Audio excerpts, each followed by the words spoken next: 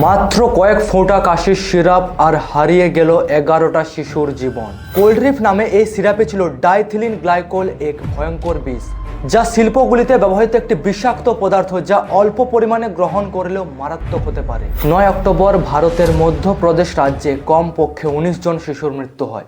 এই ঘটনার পর শিশু বিশেষজ্ঞকে গ্রেপ্তার করেছে পুলিশ। অভিযোগ কিনা তিনি বিষাক্ত সিরাপ প্রেসক্রাইব করেছিলেন। আইএপি বা সারা ভারতের প্রায় 47,000 শিশু বিশেষজ্ঞদের সংগঠন বলছে, শিশু বিশেষজ্ঞদের কোনো দোষ নেই। মৃত্যুগুলো ডাক্তারদের অবহেলায় নয়, বরং ওষুধে ভেজাল থাকার কারণে হয়েছে।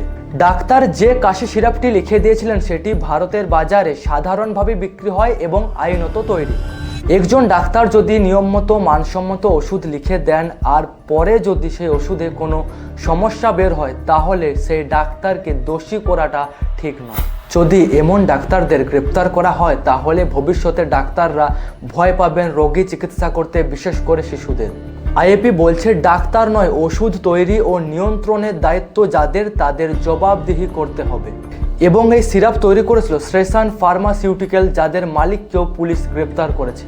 এখন এই সিরাপের বিক্রি পুরো দেশে নিষিদ্ধ, কিন্তু প্রশ্ন একটাই, বাচ্চাদের জীবন কি এখন ওষুধের উপরও নিরাপদ নয়? তা আপনার মতামত অবশ্যই কমেন্টে জানাবেন। আর সাবস্ক্রাইব করতে আপনি ভুলে যাচ্ছেন, প্লিজ সাবস্ক্রাইব করুন।